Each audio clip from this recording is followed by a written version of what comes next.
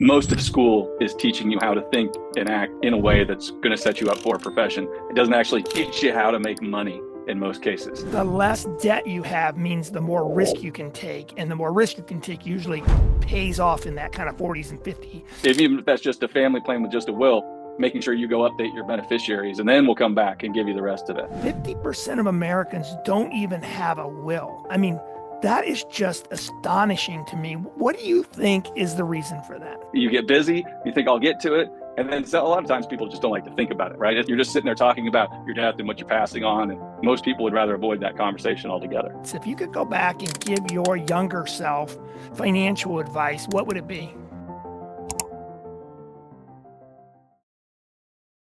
Welcome to today's PlanAssist Podcast, where we help you make better financial decisions. And those of you who have watched it know that we basically build PlanAssist around three core principles: have a plan, be diversified, seek counsel, and then we interview people that are either successful financially and or experts in a particular field to help you make financial decisions. Today, I'm super excited to have Matt Wasinger. He's the founder of Wasinger Law Firm, downtown Orlando. He's been doing it since 2008. He helps families and businesses protect their legacy through estate planning and real estate law. His firm focuses on wills, trust, wealth preservation, and real estate transactions, always with the goal of giving clients clarity and confidence. He's been recognized as one of Florida's 10 best client satisfaction attorneys, and he's also named among Orlando's legal elites. So with that, welcome, Matt, and do you have anything to add to that introduction? Thanks for having me, Tim. I'm happy to be here. No, I think you covered it well. Thank you. Awesome. So we always start these calls off, like we talked about just a little bit before, and I'm excited to get into this conversation because, like I said, as a financial advisor, I run into a lot of clients that need help with basically estate planning, or like I know you do, it looks like real estate closings, and help people with real estate transactions as well. Is that correct? Yeah. Basically, Okay. anything related to residential real estate, we can help with most of the time. All right, cool. All right, so I start off all these calls with the same question, and basically it's, if you could go back and give your younger self financial advice, what would it be? I think the number one thing now, and who knows what's going to happen with colleges in the future with AI and everything else that's going on, but is get out of school with as little debt as possible. My wife and I both graduated law school with a significant amount of debt.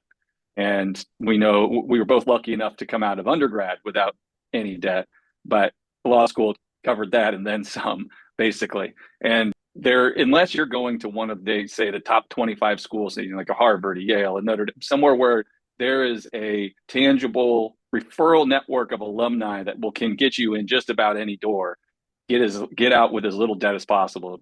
Being a big fish in a small pond is extremely helpful in the job world, even if it's not, one of those top 25 schools, right? Or whatever it is, because most of school is teaching you how to think and act in a way that's going to set you up for a profession. It doesn't actually teach you how to make money in most cases. And so you're not always going to get out with your the best job or the higher paying job that you think you're going to pay some of this stuff off as fast as possible. And there's just really no need for it unless you're in my opinion, unless you're at one of those top schools, or you're going to a very specific school for a very specific reason. And that's what they cover. That would be the number one thing, because it's just student loan debt. As you start trying to build, your assets and your financial planning and everything else, is like having an extra mortgage in some cases, depending on where you go to school and what kind of student loans you take out. And, that money is much better well spent if you want to have a second mortgage, and go find a rental property that you can start up that Right. second mortgage, something that's driving income back to you instead of just paying it out. That is such a great way to start this conversation out, because I can't tell you how many doctors, younger, I have a couple attorneys, but debt in general, when you get into your 30s to really excel in your profession, the less debt you have means the more risk you can take, and the more risk you can take usually pays off in that kind of 40s and 50 year, kind of time frame. And people that have enormous amounts of debt really have fewer options basically when they're, in their 30s, right? I mean, that's Yeah, kind of no, your big. absolutely. And it's just limits your opportunities, limits your risk taking, but Right. then just it's in most cases, it's really not necessary to have it. It's just the way that and I understand, like, I was probably smarter than the majority of my friends with my money when I was, 18 or, Yeah. 19, 20. But even so, you don't really know until you're out there actually paying insurance, taxes, Yes. a mortgage. You don't fully grasp how much money that you're taking out is, because it's just given so freely. Oh, here, you want to go to school here? It's only $60,000 a year. Here's your money. Right. And Yeah. then No, people that's just right. take it and they're like, oh, don't worry, I'll pay this back once I start working. And then they maybe start at 60 grand a year. And all of a sudden that That's $250,000 that's debt. for, and what they don't realize is if you have a $500 payment, any kind of mortgage payment, but school payment, that means you need to make about $1,000 a month after taxes and all the other stuff. Right. So, I mean, we're talking an extra 12 grand. So if you're at 60,000 as an example, now you're at 48. Yeah, I exactly. mean, Exactly. so yeah, no, that changes everything. So that's awesome. That is a great way to start the conversation. So then the next discussion that I have really wanted to ask an attorney, and I've never kind of gone down this path, is the number I hear constantly out there. I read, different business magazines, listen to different shows, and I'm always surprised by 50% of Americans don't even have a will. I mean, that is just astonishing to me. What do you think is the reason for that? Most people just don't feel like they need to worry about it, that they've got plenty of time Uh-huh. in a lot of cases. I have a lot of clients that come in right after they've done a probate for a parent or another loved one. They've gone through the probate process and found out how, because they passed without a will, or at least, something updated in place. And probate court is like divorce court, just throw in a death, right? It is emotional. It is expensive, and it is time consuming. It takes a long time to go through. So that's where most people say, oh, you know what? I need to get moving on this because I don't want my family to deal with this. But it's mainly everyone just says, I've known for a long time, and at least once a year he says, all right, we're going to get on the calendar this year. I said, all right, we're ready to go when you are. And we've been doing that for the past 7 years. That's what happens. You get busy, you think I'll get to it. And then so a lot of times people just don't like to think about it, right? You're just sitting there talking about your death and what you're passing on. And most people would rather avoid that conversation altogether. It's one of the most frustrating conversations I have when I do annual reviews with clients, because I'll sit down with clients whose life has quite a bit of drama in it too, because they're on their second marriage, they'll have, multiple kids, and they still haven't updated that will, even though I'll give them the names of people. I'll try to make it as easy as possible, but they just don't, like you said, follow through. And the one thing that I really try to stress with them is I say, the will's important because it tells you where the money's going. And I get it. That's an important aspect of it, and probate and all that. I said, but maybe just as important or more so is the power of attorney, like the financial power of attorney, the healthcare power of attorney. Right. I said, you realize if something happens to you, your significant other can't help you. I Right. mean, and that's Yeah. when you're And alive. yeah, well, that's right. We have people call all the time and say, I just need a simple will. I don't need any of the other stuff. And in 99% of cases, I won't do that. We do everything in packages specifically so you have something that actually works for you. So they're all tied Right. together. But they'll say, I just need it. It's like, well, will only kicks in when you die. So what happens if you're incapacitated? What happens if you're out of the country and you need something done and you need this person, like all People, of that stuff? it sounds minor, but that is a big deal. And there's no fixing it, once the time's passed. I mean, it either is done in advance or it's not fixable. Right. And one of those things that's becoming a bigger and bigger problem is people are starting to be diagnosed with dementia and Alzheimer's, right? And then they have their kids or their significant other saying, "Oh, we need this power of attorney set up. We need all this stuff set up." And it's like we're too late, in a lot of cases, they're if they've been deemed mentally incompetent by a doctor due to those issues, they can't sign those documents. At that point, you're going to court to get a guardianship appointed for your own spouse in some of those instances. And people don't realize you as an attorney, the steps. So like I used Patrick Smith, this goes back 7 or 8 years out in Claremont. And my mother was at the time at a assisted living, and she was 2. So, but she was older. She was in her mid 80s. And so I'm the financial advisor in the family. So I'm the one that typically does stuff. And it was interesting because we needed to update her trust, I think it was, or will. I can't remember, but it was the power of attorney, all that other stuff.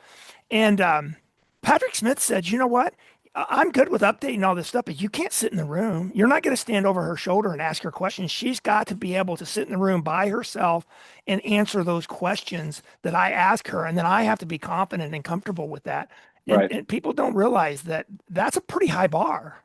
Yeah. I mean, there's the gray area makes it even worse because there's some people that are on that track, but they're not necessarily there yet. And so you really have to take the time as an attorney and kind of go through your questioning to feel comfortable with it because otherwise, oh, the whole point of estate planning is to avoid court and conflict, right? You don't want your family in conflict. You don't want to go to court. That's But right. if you've got someone that shouldn't have been executing documents and another sibling, another family member knows, and that all that's doing, if you don't feel comfortable in turning when you're executing, inviting conflict. You're inviting going to court and bringing yourself along with it because someone shouldn't have been executing documents that they executed. Exactly. And as an attorney, people don't realize it's just not worth the risk and the money. It's not like you're making tons of money on helping this person with a will. It Right. needs to be crisp, clean, and very black and white, like you said. There can't be any gray. Right. And that's the hardest part, especially now, is because people call all the time. My mom needs help. I need to get a power of attorney. Say, look, you know, your mom can call and do all this, sure, but otherwise, you're going to have to go a different route here.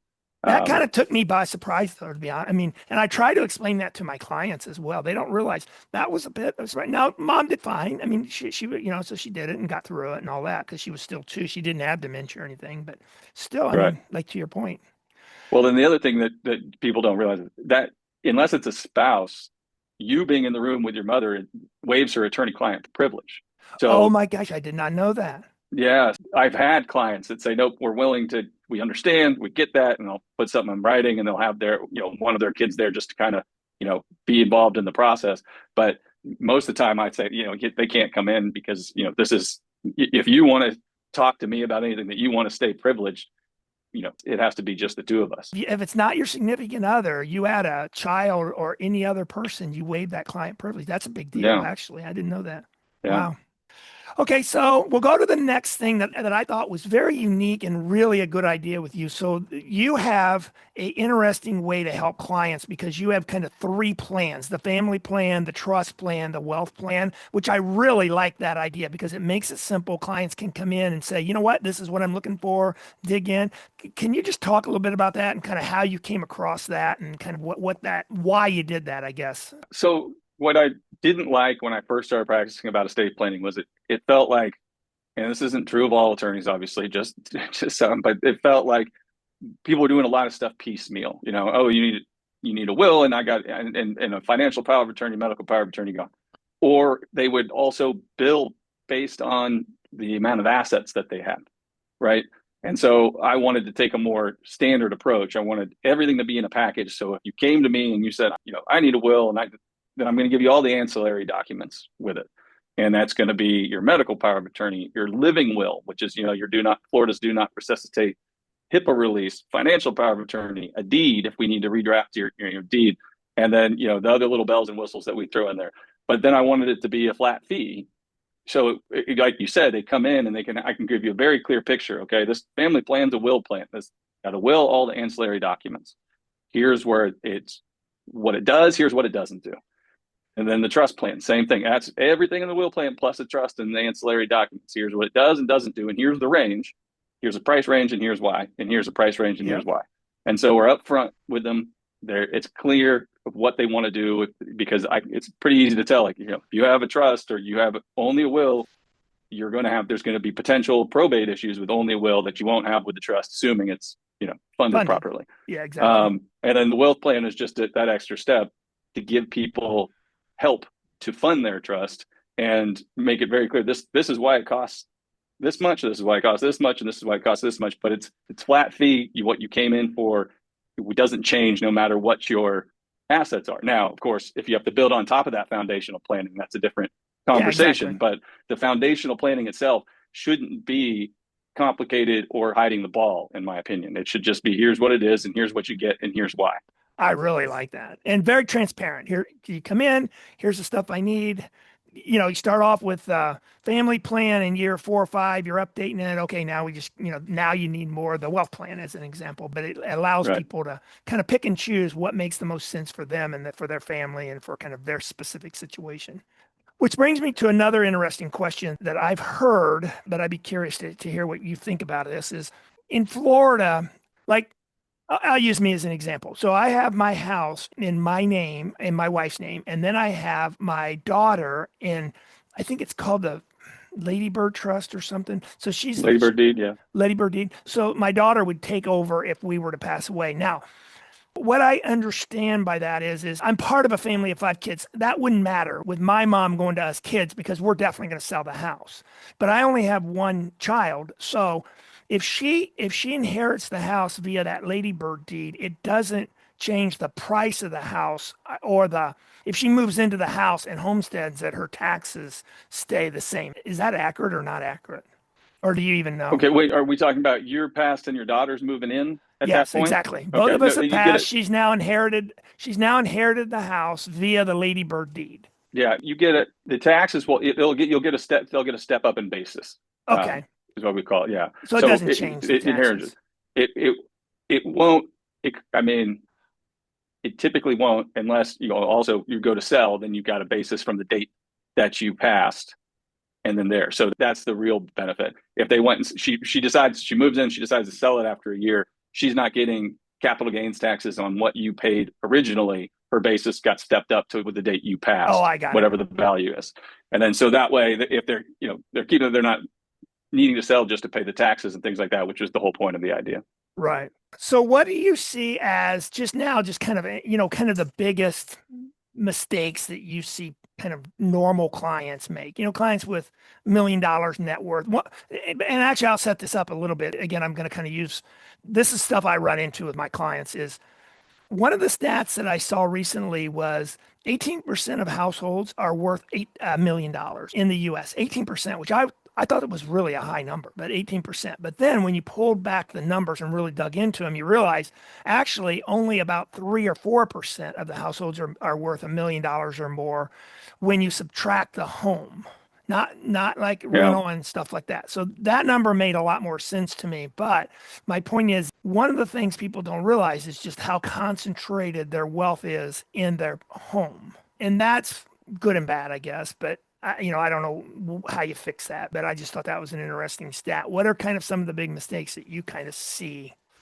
Those numbers make sense to me specifically because the boomer generation, that buying a house was a big thing, and then That's right. if they've held on and getting it paid off was a big thing, right? I felt like after 2008, people taking out equity lines and things like that, they weren't as worried about just getting things paid off because the value of the house went up, right? We're going to take that out and go do stuff with it. Now, if you're taking that money out and you're going and investing it in places to make a return back on it, that's better. But most of those people that were paid off, they've just had an asset that's just been appreciating in value like crazy because home value's gone nuts, especially in Florida, but across the country over the last 20, 30 years. So they, almost by no fault of their own, that's the most concentrated part of their wealth. So makes sense. The biggest mistake people make is doing things like instead of a ladybird deed, they add their kid to the deed now, to the property Oh, now. yeah. They do that or because they want to skip, and I hate to say cheap out, but they don't want to do all I call it lazy man estate planning. We're just going to add our kids to all of our accounts and everything else, which can work. It does work, but you're losing your child is now losing that step up in basis on the property if you add them and it's not being inherited after you pass, right? They're losing that. And then also anything you have access to, your creditors have access to. So if you add a child to one of your bank accounts, one, they can take out whatever they want, even if they know it's yours. They're not going to. There's nothing you can do about it. Two, if they get in trouble in some way, their liability becomes your liability because they're going to have whatever piece. If someone tries to come after their assets, whatever piece of that bank account they own, that's something that could be garnished potentially in the future. So most people don't realize that. They're just saying, oh, I'll take care of this. Then once I pass, it goes straight to this child. The other issue is if they've got multiple children and they only have one child in all those accounts, they're saying this is how we want everything split up. Well, it could go that way if the child that it's left to decides to actually divvy up that money once it's gone, right? Because they're already on the account. It's theirs. It's in their Yeah. name. They're under no requirement. Just because the will says so doesn't mean it's actually going to happen, right? Right. So those are the biggest mistakes people make is just throwing their kids on stuff and calling it good, because there's a lot of holes with that liability, tax consequences, and then you know, Risk. family conflict if they've got multiple Yeah. children and one child's in charge of everything, but in their name already. I worked at Schwab for a decade in one of the Schwab branches back in the 90s, and we literally had that happen. When we got a court order, the mother had put the 50-year-old son on the account as a joint name, and the son got in some kind of legal financial trouble, and the creditors came in and froze the account. And it was, I mean, 100,000 is a lot of money today. Back then, 100,000 was huge money, and that she Right. basically lost all of her money. I mean, it was heartbreaking. It was such a eye-opening experience for me. So you kind of hear people say that, but you don't realize if you see it happen, it's, Yeah. oh my gosh. And that's one of the hard things. I mean, I think my clients or the people that come in, they understand it once I explain what the liability is. But a lot of people, you can still tell me like, oh, I'm not too worried about that. It's good. They're a good kid. Nothing like that can happen. It's like, it doesn't even have to be something they did bad. It can be a car accident that they, No, correct. Totally just random unavailable. occurrence. Yes. Yeah. Just life happening. It Yeah. just adds back to the risk. I mean, but my clients are similar to yours. They don't think that much about it because they think this is the responsible person, but it doesn't matter. You still have to do it according Yeah. to right way to do it. Right. That's probably the biggest one because everyone just assumes that's gone, that they're good with that. So that actually was perfect because that hit me on I had a question around titling and kind of one of the big problems with titling. I think the other one is retitling of assets as they get into aging. That's another one that causes a lot of family conflict, right? I mean, depending on your family, if there's a lot of family drama, i.e., it's a second marriage, there's kids from yours, mine, and ours, there's, it even becomes harder to have that conversation with you, but more important than ever. Right. Yeah. Blended families, non-blended families where it's, everyone could all live in the same town and have dinner every Sunday and everyone seems to be on the same page. But then all of a sudden there's money on the table and then there's some infighting there. Right. But then you have blended families where you've got children from the father, they're still alive, the father passes and they're dealing with their stepmother. But now everything is, might be in her name. And then and this happens all the time. Then they remove those kids out from the rest of the estate plan because of the way it was set up. So the number one thing I talk about with my clients that are blended families is, there needs to be kind of a separation of church and state to a certain extent to ensure that your family isn't fighting and keeping some things either completely separate or setting up a system wherein even if the parent of those children in the blended family pass, they're still getting something without having to rely on the step parent, the new spouse during that time. Because all you're doing is inviting conflict when it comes that way. And all conflict does is send you to court. That's all it Conflict's does. good for you. Conflict's good for attorneys. It causes lots of, but everyone else, it's a bad thing. So yeah, no, I see that as like, I see it, and it's a constant thing that you try to talk to clients about is, oh my gosh, just get this part of your life kind of in order and make it happen, even as uncomfortable and as hard as it is. And I think what they don't understand is you can change it. I mean, Yeah. it's not if you do it when you're 60 or 50, when you're 60, it's you just go in, make a new appointment and take another package and upgrade it, right? I mean, Yeah. I actually, to try to help now, most of my clients don't always take us up on it, but we offer a free 3-year review. So we'll uh-huh. reach out in 3 years and we normally just jump on a Zoom or something. Sometimes people want to come in, but we just go through what who they chose for what jobs, what they've got, situated, and do we want to change anything based on those assets, or have their assets changed, or is the law changed in a way that we want to update that? Because it's most people think it's a set it and forget it type of thing, but family dynamics, assets, the world, we have no idea what's going on with taxes year to year anymore. So Correct. like making just having a touch up here and there is a very good idea, even if it's very minimal for any whatever reason it may be. And then do you typically, I do on my annual reviews, but I'm curious to see, do you typically go through and make sure that they update their beneficiaries? I mean, I've again seen, this is not with my clients, obviously. I go through and make sure that doesn't happen. But when I worked at Schwab, where I worked with hundreds and hundreds of clients, it wasn't crazy. It wasn't uncommon to have an ex-wife as a beneficiary on an IRA account. It was like, Yeah. it was bizarre how often it Yeah. happened. That's one of the first things I talk to them about. You And one of do? the reasons, Good for yeah, you. it's when I benefit, beneficiary designations cut off everything. They supersede a will, they supersede your trust, like a beneficiary designation cuts off everything. So we set 3 appointments, right? You have your planning meeting, your signing meeting, and then our what we call our binder delivery meeting. So I won't give them the rest of their stuff until they actually fund their estate plan the right way. So even if that's just a family plan with just a will, making sure you go update your beneficiaries, and then we'll come back and give you the rest of it. Oh my gosh, that's so And this valuable. same thing with the trust. Here, go down there and get this, retitle this account in the name of the trust, or change your beneficiary. So for retirement accounts, is qualified accounts, spouse first, then trust, and get that set up, because you can give it straight to your kids, sure, but if something happens to one of them, you still want to go down to the rest. Like, just go through the trust, and then it doesn't matter what happens after the fact, right? Like, it's going to go down the way it's supposed to go down, as That's long right. as you do that. So all that trust funding, everything, we give them instructions, we give them guidance if they need it, no matter what plan they're on, and then we bring them back and get it all done. So some clients are great at it and get it done in 20 days, and then I've got some clients that we're still kicking the can down the road like 4 or 5 months. And I tell them at a time, I said, we're going to be annoying about this, because we want what you paid us for to work, because no one wants their old IRA going to an ex-spouse, or one kid gets everything and they don't have to share it with the rest of the siblings.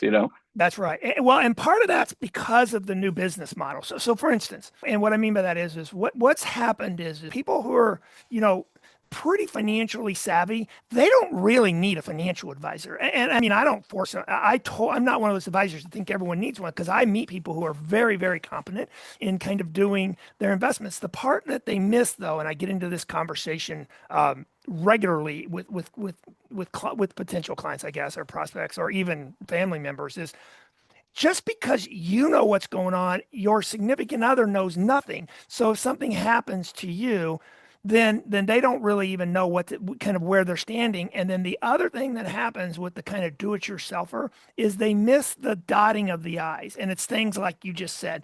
So they'll do something like on their IRA account, they might have 3 kids, and when they fill out their beneficiaries, they don't think anything about it. They just put the 3 children down, put their information, birthday, so they think, okay, I'm done, right? But they actually checked a box that said, if one of those children are dead, I can't remember what the Latin term for that is, but if one of those children are dead, then it gets 50-50 instead of a third, a third, a third, and goes to that child's name that passed away's kids, right? It just goes. Right. It goes straight, yeah, it lapses and goes to the other children, and yeah, they're cut out. Yeah. And all of a sudden, when I explain that to a client, I'm like, now, if you go down this path, if that one of those children passed before you, then that means their children are getting nothing. And they're like, no, I don't want that. And I said, well, then you need to do this. Right. But it's little stuff like that that's easy to miss if you're not really doing it on a regular basis. Exactly. I mean, that's why we, have experts in things, right? I mean, the whole point is, I don't do my own taxes, because I know Neither that do I. there's certain things Correct. and I did that even when I first started, when I didn't have anything. I still went to, when I don't even know if they still have it, but H&R Block had, physical locations. Yeah. I drove over and went through and figured out what I needed to do. And I had this very simple W-2, and that was about it. But I didn't want to risk doing it, missing those, dotting the I's and crossing the T's, that end up becoming a problem down the road when you could just get it done, to begin with. So, And I think that kind of doves on that last principle. PlanAssist, I've kind of built the whole business around 3 core principles: have a plan, be diversified, seek counsel. So they sound really simple, but each one of those is really, really deep. And the seek counsel part is the one that I find people struggle the most with. I'll get in debates where they'll say, I don't like the word seek counsel. I said, whatever, call it whatever you want. Get input, get suggestions, I yeah, mean, but it means don't just sit there and do it in a bubble and think that you're not missing something. To your point, taxes, wills, trusts, sitting yeah, down with someone who does it every day, that kind of stuff, we just don't miss. Yeah, right. I mean, and we yeah. kind of can't miss because we have liability to it. Is Right, the big right. word. Yeah, that's what we've been trained not to miss it. It's not So because we're smart. It's because we don't want a boomerang come back and cause a problem. But yeah, no, absolutely. Yeah, the seek counsel part's hard for, I think, everybody. I mean, in some cases, people just don't like asking for help, yeah, no, I let think that, alone, and then most people, I feel like, are like, it'll work out. And, but I tell my clients all the time, I've got certain clients that don't care about probate or the estate tax. They say, I'm dead gone. Everyone else can deal with it. That's your way of handling it. That's okay. It's your assets. It's your family, right? But if you're not willing to just see, hopefully it'll work out, then that's when, seeking counsel makes a huge difference. That's right. Exactly. Well, I really appreciate you spending this time with me. Is there anything I missed? Again, I just wanted to kind of touch on, you were fantastic. I mean, you really answered a lot of questions that come up for me as a financial advisor on a regular basis. Is there anything that I probably should have asked that you think that Uh, I touched I on mean, or something? I don't think so. I think, one thing you can use with your clients, and what I point out when I first meet with them is, most people say, oh, well, estate planning is too expensive. It costs too much. And say, all right, well, here's what probate costs in Florida. It's, aside from the fact that it could be 9 to 16 months, it's take about 4.5% of your gross worth. That's what you'll pay in attorney's fees. That'll Gross, get them. That'll get them paying yeah, because attention. now take that number and look at what it costs to set up an estate plan. And normally that's pennies on the dollar of what you're going to pay in attorney's fees. So the big thing that people think, oh, don't worry, they'll handle that. Well, if you've got so much money you don't care, that's one thing, but someone is still paying those bills once they go through it. So Right. it's worth thinking about from a different perspective. You're paying money now to save money, time, and family grief later. But when you put those numbers next to each other, they go, oh, okay. Well, yeah, then the trust makes sense in this point. And I just kind of finish on that the HIPAA laws, if you have a health crisis and you don't have a power of attorney, a healthcare power of attorney, those hospitals won't even tell your wife. I mean, Yeah. it's not, oh, it's my spouse. They'll let them know. No, they will not. Yeah. You need all of those documents and for very specific purposes. Oh, the other thing is your kids, once they turn 18, they'll send them to What's college. The parents are already paying for it. But if they go set up a bank account in their own name, and they need the parents can't call up the bank and say, I need this information and I need to get in there if something happens with the kid, whether they're injured or in an accident or something like that. They need a power of attorney once they turn 18 on their themselves. children? I actually Yeah. had unfortunate situation like that. Young, early 20s passed and everything just got frozen. Yeah. And it's kind of to your point where it wasn't so much a lot of money, but boy, was it a lot of grief. I mean, they're grieving over losing a 20-plus-year-old child, and then all of a sudden the courts are asking for all these documents, and you can't even settle the child's estate. It just adds Yeah. a whole level of emotional Yeah. issues that you didn't need to have if you thought about it. Even something not quite as bad as that, but your kid goes on spring break in Mexico, lose their passport, lose, whatever, can't get, lose their driver's license without, a financial power of attorney. Your parents can't do anything about it. They've got to fill that all out. They've got to figure it out on their own, at that point. Right. So, and And which has that's happened to easy some of to my happen. clients. No, Yeah. yeah, that's not really even an outside possibility. That's Yeah. that's easy. I mean, really a possibility. Especially the way these kids travel international today. I mean, Yeah. it's not uncommon for them to go overseas and Yeah. Well, in Florida, it's so easy to, just hop over to, Jamaica no, that's or, right. one of those other countries, you're an hour away on a flight, the Bahamas, wherever it is, makes it pretty simple to travel if you've got, Yeah. and not very expensively either. So my last question to kind of finish it up is how much do you use Zoom? I've personally found I do need to meet someone face to face to start with, but after I've met them, my Zoom calls are more productive than even meeting them face to face. I'll still meet them and go to dinner, but I take no reports or anything. It's more just a relationship meeting than it is a review because I find on Zoom it's more productive, you know what I mean? Because whatever questions they ask me, I can just pull it up on the screen and kind of go through it. Do you Yeah. use Zoom much? Yeah, I use Zoom a lot. Okay. And but I really leave it up to the clients and what they're comfortable with. Because some, what obviously the older they skew, the more they like the in-person meetings, and then the younger they skew, they tend to want to do more Zoom. But it's been interesting because even some young people, I'd rather meet face to face and do some of the stuff. But a lot of it after the initial meeting we do a lot by Zoom. The signing we do some by Zoom. It just depends. Remote signings. And then, those final meetings, those checkup meetings are always by Zoom. So it's been a great tool. We use it quite a bit. Yeah, and I think that's it. For what you're trying to accomplish, Zoom is a really good strategy, but it's not a fix everything because I still have to meet clients, obviously. So, Yeah, the anyways, person to person connection always matters, right? yeah, exactly. All right, well, we'll leave it at that. And let you have anything to add? How do they contact you? Give us a little information on yourself as far as kind of finish with contact information. Okay, yeah, you can find us at wasingerlawoffice.com. And there you can schedule a consultation. You can, submit a contact form or, and you can call us or email us or do, whatever you need to do. But that's probably the easiest way to find all of our information in one place is wasingerlawoffice.com. And that's one S, not Wasinger or not Wasinger, just Wasinger. Yeah, like you said when we started, it's W.A. Singer. Yep. Yeah. So that's awesome. Well, thank you so much, Matt. I appreciate it. I enjoyed the conversation. I think it'll be helpful, and we covered a lot of ground in 40 minutes or so. So Yeah, no, this is great. Thanks for having me. I've enjoyed it. thank you. Thanks again. Have a great day.